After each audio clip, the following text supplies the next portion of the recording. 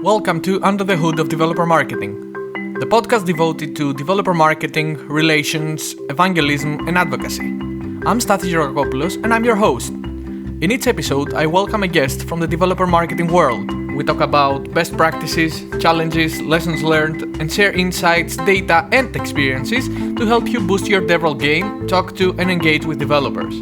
This podcast is brought to you by /Data, the leading analyst of the developer economy, and DevRelX.com, a hub devoted to providing resources for developer marketing professionals, including developer ecosystem trends, news and job openings, webinars, a book, and a bi-weekly digest you can subscribe to. Access them all at DevRelX.com. Let's see what's under the hood of today's guest.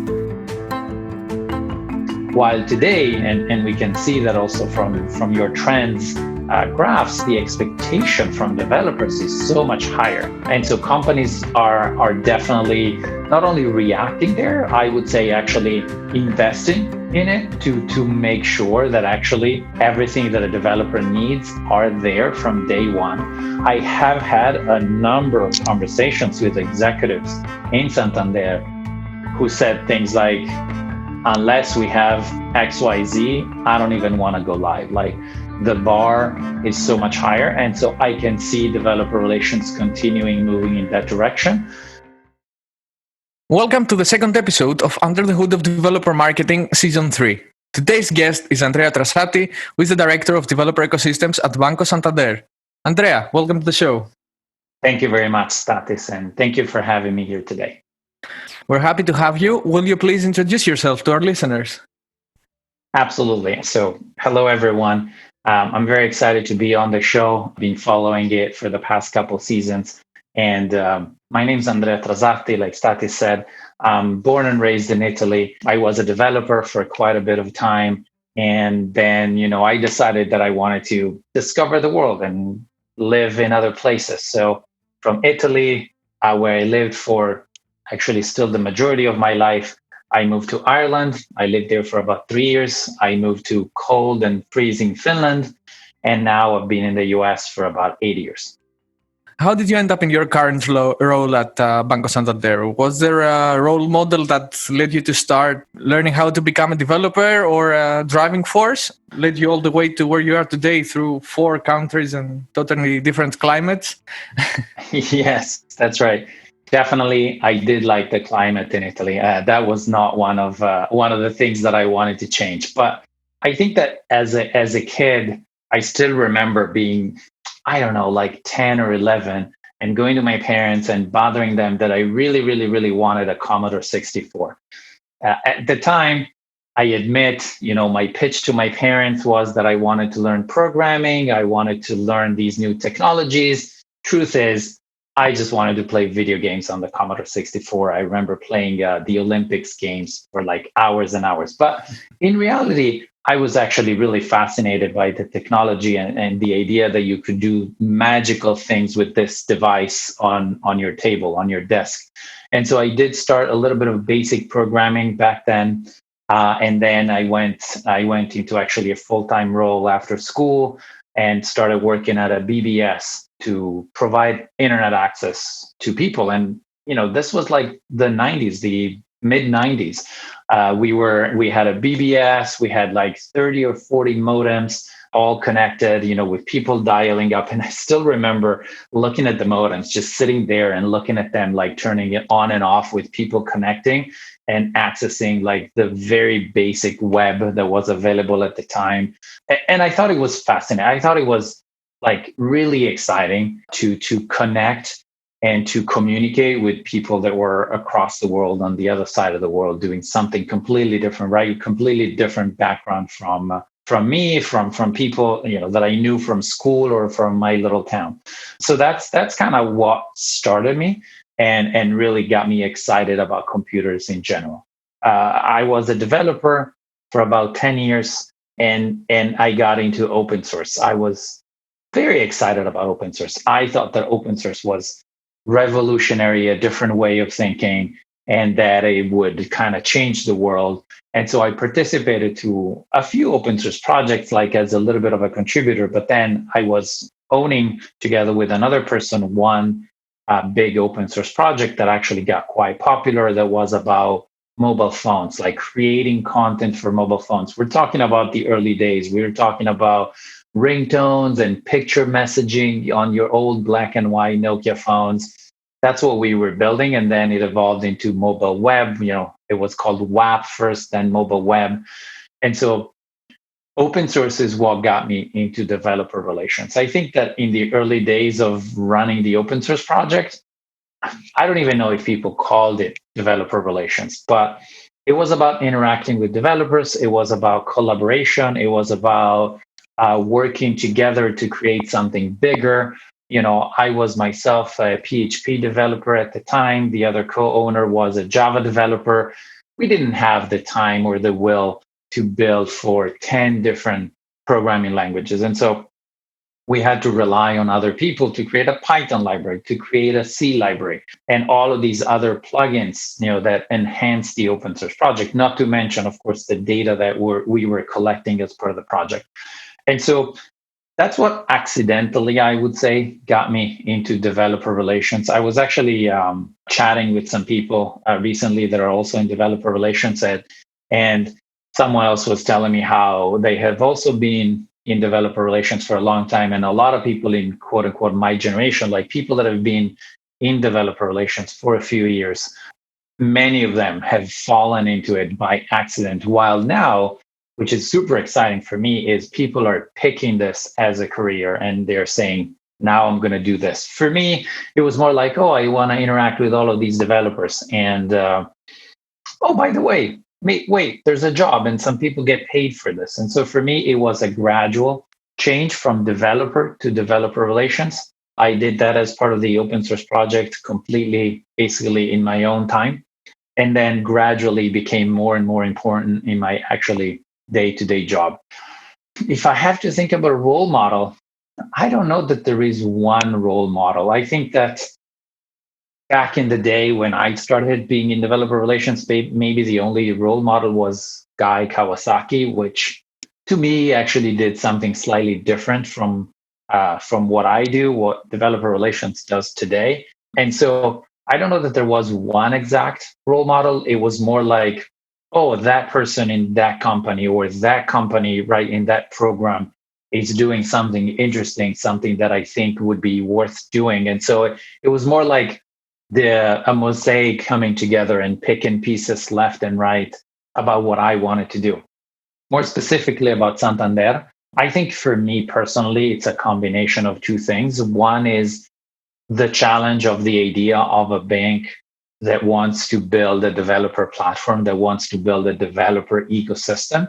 So it's a little bit of the challenge of, can we do this? Can we go uphill to push this together? Because the bank is interested and invested enough to build a team and to pay our salaries, but it's a cultural change, it's a shift, and the idea of building something completely new. The idea that the bank, when I joined, had already built some foundational pieces for a developer ecosystem, but that a lot of it still needed to be created. And so the combination of the new, the novelty, and the challenge of saying, is it possible, right? Is the mentality completely different? Is it not possible for a consumer company like Santander that's been around for more than 160 years to do this? And so that's what got me here. Well, that's great. Thank you very much for sharing this great story. Back in your Commodore years, would you say that there was a habit there that you picked up and you still carry to work life today? I don't know if it would be a habit or it's more like a trait of my personality, but at least, when I grew up in Italy, there was no programming classes that you could take. It was all self-learning. It was whatever you liked. And so for me, I just picked up a book about basic programming, and I just started typing on the keyboard and I did it. And then the other piece, which I think is similar for other people in computers that are my age, but it was about getting together with other people. It was meeting up with my schoolmates that also were passionate about computers and trying to figure out, what is it that you are building? How are you doing this routine, or how are you writing this? And so I did develop like friendships with 2 or 3 people that were coming to school with me that were also into computers, and were trying to do programming like me, and so we were exchanging notes and exchanging experiences. And I think that is what evolved for me into today, both being a self-learner, which comes with pros and cons, but also the community aspect, I think, of developer relations, where I definitely see myself a lot doing it or using it, which is going to forums and asking people for help, or trying to find an answer to a question that I have that someone else might have had the same problem. And so this self-learning experience, back when I was a kid, it was about buying a couple of programming books and copying a few programs and learning some of the rules and then experimenting. Today with the internet, we go to Stack Overflow or some other websites and we can find essentially every possible answer. And so that's probably what I kept with me, is the continuous learning and continuous discovery of new things. That's probably what I carried with me. Yeah, kind of like a self-driven curiosity, which is definitely a good driver to have with you, especially from such a young age. Yes, and there's also a little bit of obsession with like new shiny things, and being like, "Ooh, look at that! It's so interesting. Let's try how it works."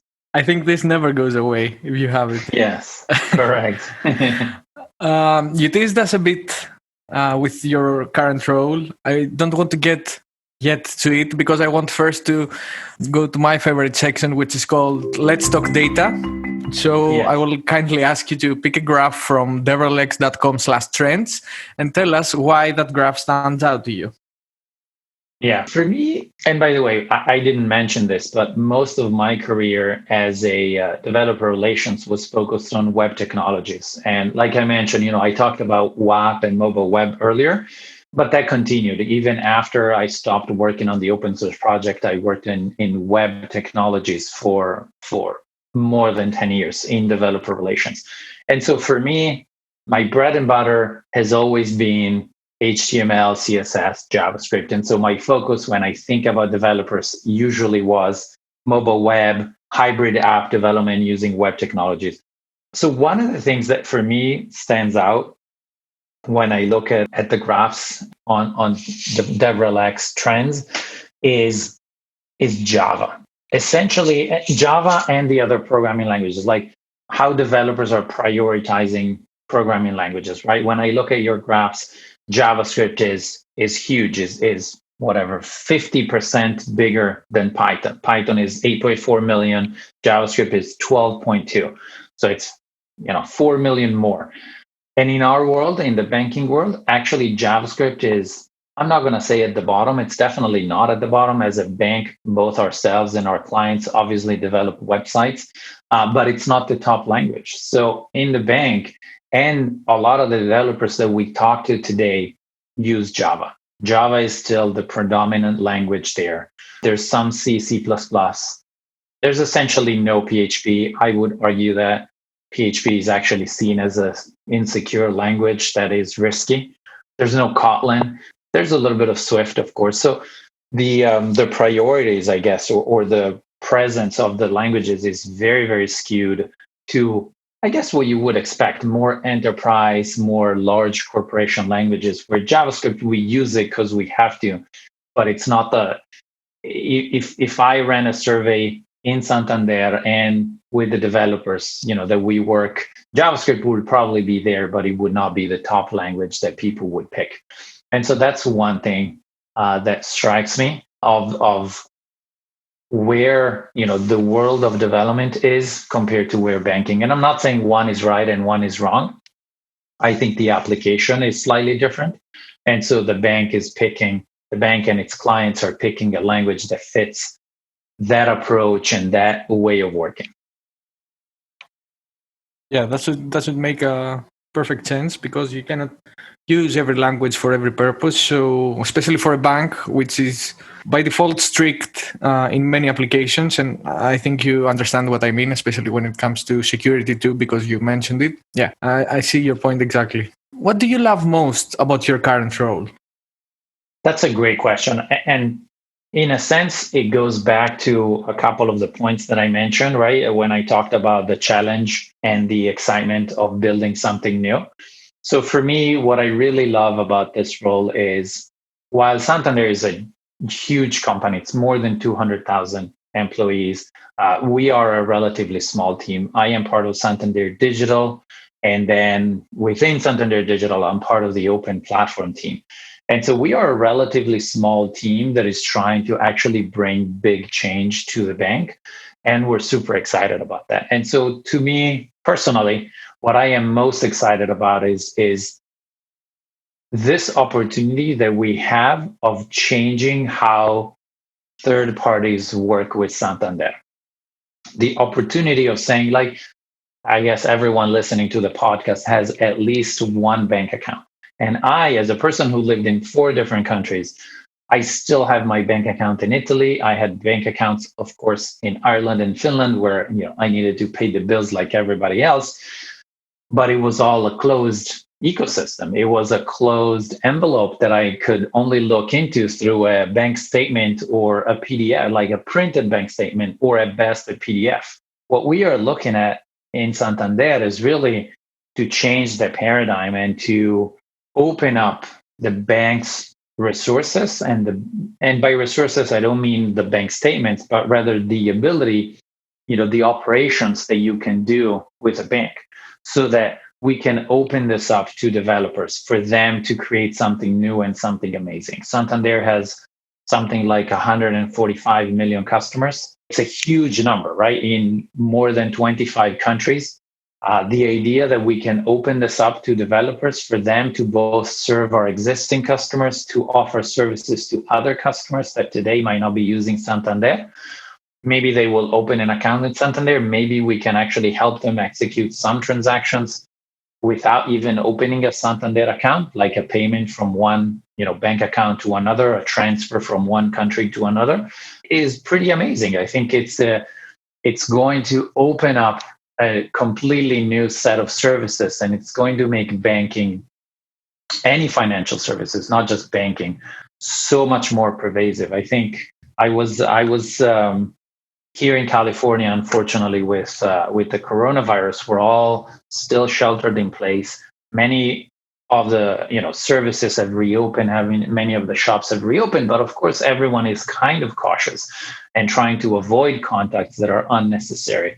And so, I noticed the other day that I haven't used cash in I don't know how many months. And so all of these services that now I'm using either through my phone, through some online payment, or even a contactless payment when I go to the store, all of these things are financial services that somehow help me get through life every day, right? Some are more exciting, some are less exciting, but they are part of my everyday life. Literally, I think every day some financial transaction of some shape and form happens for me. And I think this is the same for every family.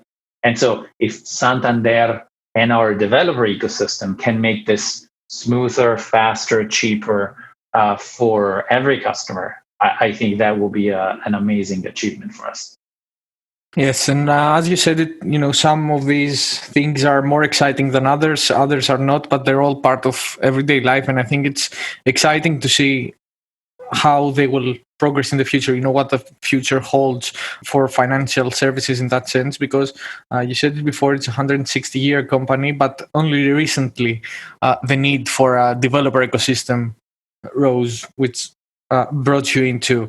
So what are the challenges faced when setting up and building a developer ecosystem actually from scratch for a company that has been operating for so long? Yeah, there are a few challenges. I mean, first of all, we as a bank, we need to figure out exactly what is it that we want to open to developers and what is it that is going to bring the most value to developers of the services that we have, right? As a bank in more than 25 countries, with different services in every country. Not in every country we offer mortgages or car loans or even checking accounts. In some countries, actually, Santander is only present with lending and not with bank accounts, right? So there is a huge mix there, and so we are trying to order and sort all of these services to see which ones are best serving the developers. And this is an internal challenge that I think every bank that is global or multinational has, because the regulation is so complex, and something that I can do in Spain, maybe I cannot do it in the UK, or I cannot do it in the US, so I need to do it differently. So there's that type of challenge. And then the other challenge with developers, honestly, is that developers don't always think about a bank as the first place that they will go to find the services that they're looking for. I think that a lot of developers will go to PayPal, will go to TransferWise or Plaid here in the US, and so we are not the first thought on their mind. That's definitely one challenge, and probably another challenge is to build a developer site and a set of tools and documentation that is up to the expectation of the developers, because we are starting from scratch. I started at Santander a little over a year ago. It was May of last year, May 2019. And at that time, we had a developer site. We had 3 APIs available for developers, very basic documentation available. While I don't know, a company like TransferWise has been building, APIs and documentation for 5 years, 10 years. So they have, a time advantage over us, and we need to catch up. And so I think these are the two biggest challenges that we have engaging with developers. What do you see as the benefits of building a solid or a developer ecosystem that makes you happy managing it? What does it offer to the bank? What are the benefits of it? I don't think that this is unique to Santander. I mean, I come from 20 years of developer relations and developer ecosystems, so maybe I am biased. But from my perspective, the reason why a bank like Santander would do this is a combination of new business opportunities, working with more developers that maybe execute more payments or execute more currency transactions or sign up new mortgages or car loans on Santander's behalf will generate revenue for Santander. And the other part is, I think, expansion. So today, this is not like universally true, but I would say the majority is, if you want a car loan, you have to go to a car dealer and buy a car and sit there for an hour and sign the papers, etc. Or you need to go to your bank and say, "Oh, I want to buy a car and I need a loan. How much can you give me?" etc. etc. With a strong developer ecosystem, all of this can be improved. All of this can be streamlined. And so for the bank, why this is helpful is it brings new revenue, like I said, but also it streamlines all of these processes, and it opens them up to outside of our bank branches. We have a lot of bank branches around the world, but like I said, we don't have branches everywhere, and we cannot possibly be everywhere in the world, like physically, right? So when you combine the ability of being on any website, on any mobile app, plus the physical presence, then you have a much stronger story as a bank. Totally agree there. And this will also lead to a better user experience too, right? If Absolutely. Yeah. Absolutely. Santander is a consumer bank, right? Our bread and butter is you and I opening a bank account, or the small business owner that has a small restaurant, one restaurant, two restaurants, and needs to manage their finances. And so for us, the user experience is super important. If the customer that interacts with Santander is not happy, we're going to lose that customer, or we're going to lose their business. And so the user experience is very, very important. Santander has actually been reworking. This is not developer focused, but I'm going to pitch it anyway. Santander has been reworking all of our consumer apps and small business apps for probably a year. We've launched it in Spain. We relaunched it in Spain about a month ago, and we're really launching our apps across the world to improve the user experience, to improve the usability of the app. And I think that aligns with what you just asked, right? The user experience, the consumer, Santander calls it consumer experience, is so important. And so at the same time, if you think about a developer ecosystem, if I am a Santander customer already, and I go into my I don't know, my another app that I'm using, another service that I am using. And then it says, do you want to pay with your Santander account? And by the way, paying with your Santander account is going to be super easy. I don't know, you tap the Santander logo, recognizes your face or your fingerprint, and your payment is automatically approved. Like, that's great user experience. The consumer, the customer is going to be so happy that they've had both, the security. I see the Santander logo. I use biometrics for recognition and approval. It jumps maybe in the Santander app for a second. I say yes. I really want to make this transaction. I really want to pay $100 or €100, and then magically goes back to the original app, and the whole flow is done smoothly. I think as a consumer, forgetting all the technology that is behind it, I will be very happy. I will feel like it's safe, secure, and at the same time, much smoother than it would have been with other ways or with other processes of going to a website, copying your checking account and your IBAN number and whatever, and being like, oh my goodness, it's 24 characters that I need to absolutely get right. Otherwise, someone else gets my money in their bank account.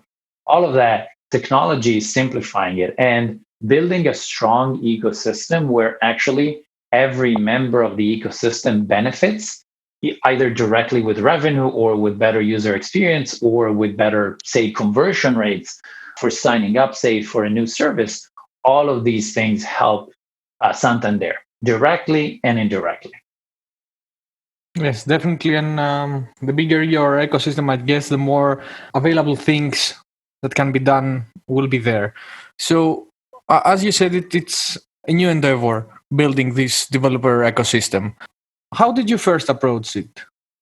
I want to say that I came to Santander thinking about the tech companies that I worked for, the tech companies that have been a benchmark for me, and thinking that that's what we would build and it would take 3 months.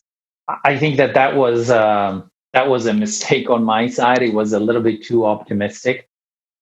I think that one thing that I really, really liked when I first joined Santander was the commitment that we saw internally, that I saw internally, meeting with people. Like I said, I lived in the US now for a relatively long time. I am in San Francisco, but Santander is headquartered in Madrid in Spain, which happens to be close to Italy, which made it extra exciting for me. And I was extra looking forward to going there. But when I went to Madrid the first couple of times, meeting people for the first time that were participating in the project, that had been working on this, it was great. Seeing and feeling their energy, their excitement towards building an open ecosystem was very energizing for me.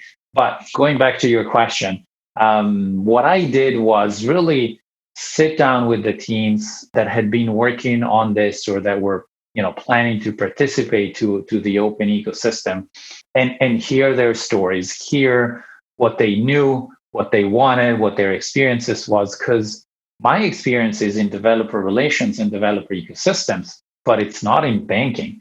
I now know very little about banking, and I knew nearly nothing when I started a year ago. So I needed to absorb all of the information, absorb all of the things that the internal teams thought were strengths of Santander, and all of the things where they thought we had a gap or something to do better.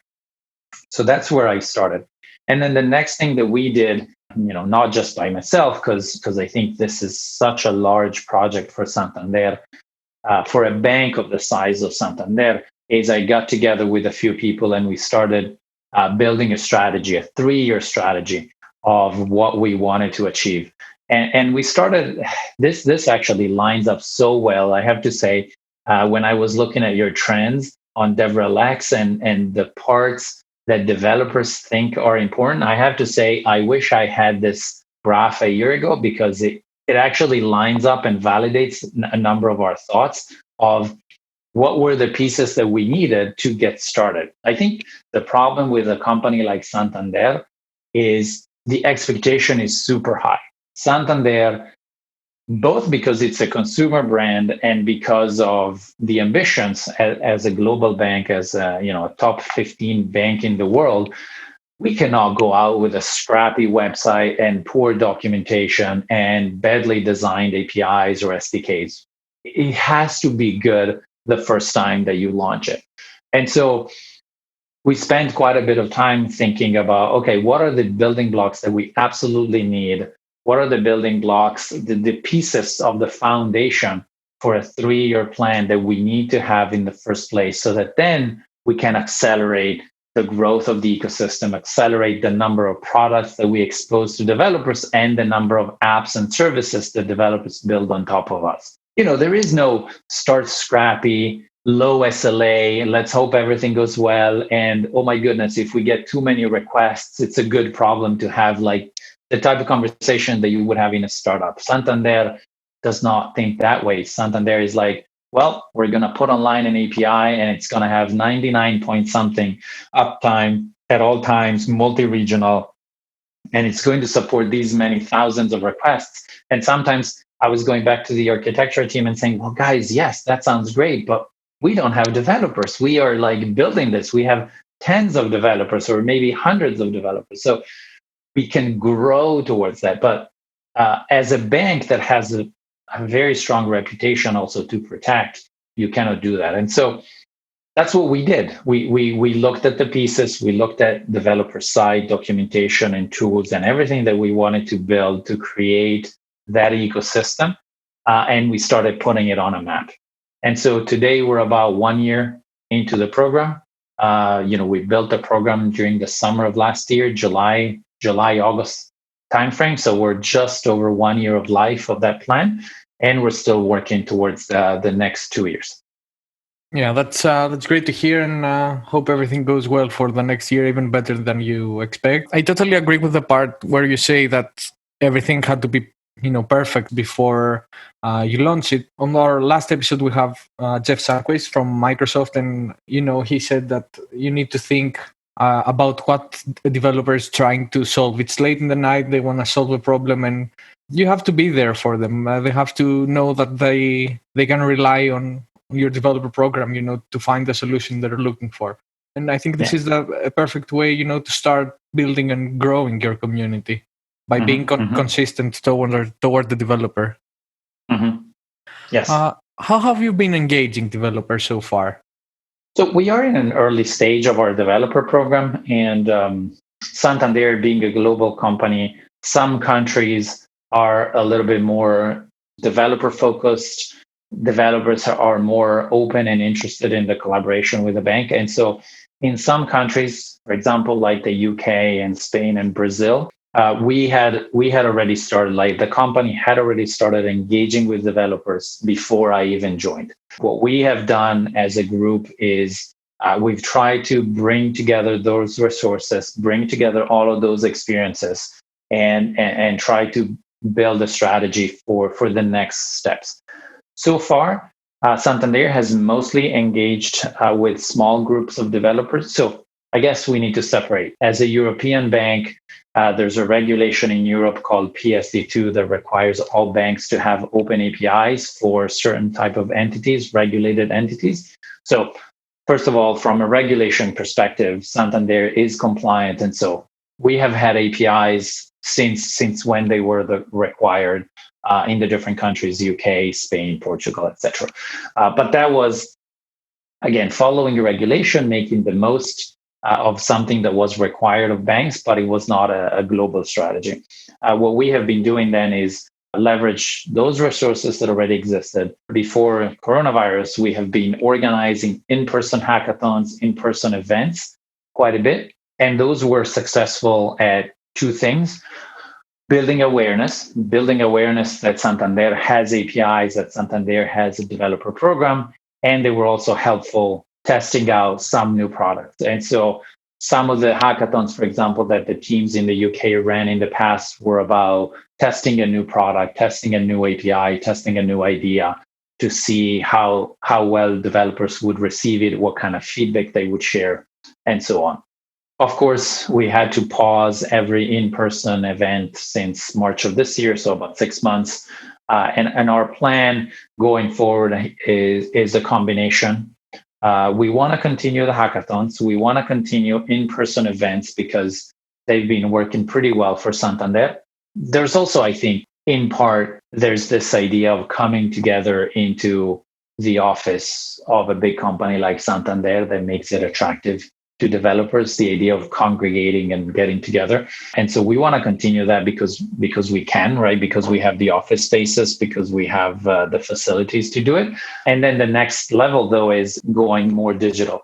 And so we're going to have some developer marketing happening, probably starting in Q4 of this year, where we want to start.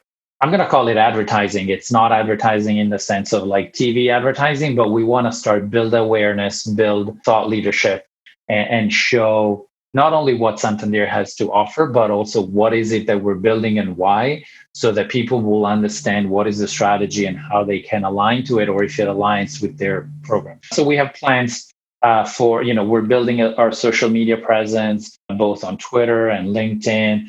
We're building content that we will be publishing on our site, on third-party websites, so that our name and brand is out there more, so that people know that Santander not only has the regulated APIs that were required by law to do, so not that exciting, but also that we actually have a set of APIs and services that go beyond the bare minimum that is required. Yeah, that's great. And essentially, you're taking this initial earlier ecosystem and building it into a tight-knit community. Absolutely. And this leads to, like, in my mind, what I was saying earlier is when I came to Santander, how did I approach it? You asked me, how did I approach it? And I said, well, I came with the perspective of a tech company. And I think that one of the challenges is that a lot of people don't see Santander as a tech company, and they don't realize actually how many engineers Santander has and how many APIs and internal services we have developed that we're now looking at exposing to developers. You'd say that the main difference between banking and traditionally tech company, a challenge you faced in engaging developers was mostly around awareness? It's definitely around awareness. It's definitely around expectation. I think that a lot of people expect that because a bank does not think like a tech company, the APIs will not be good or the services will not be good, right? There's a low bar of expectation there. They don't realize the amount of work that actually goes into designing and building a service for developers. And I think one of the problems is the communication, meaning, no matter how savvy we in the bank are, the expectation or the interest out is very not polarized, but like very strongly feels like either someone really wants to work with a bank, and so they are like, I'm gonna be ready to jump any hoop to make this work because I really need to work with a bank, or they're not interested. They're like, whatever, I'll wait for Google to have an API to do that, and then when Google comes, I will do it. And so I think these are the challenges compared to a tech company. But other than that, it's not very different. We are trying to build services that are present wherever the developer is present. So, as technology agnostic as possible, so that the developer, whether the developer wants to build a native app for the phone or a website or an asynchronous process to review and edit payments, right? If you're building a personal finances app that is helping me make sure that I have money for my retirement or savings for my vacation, and real-time payment information is not so important that you can do it in batches. We try to essentially serve the broadest number of services. So in that sense, I don't think that our approach is very different from a tech company. Yeah, I see exactly your point. Now, on a bit broader topic, not company specific, but I want to hear your opinion because you have a lot of years of experience in this field. How do you see developer relations evolving in the future? Yep.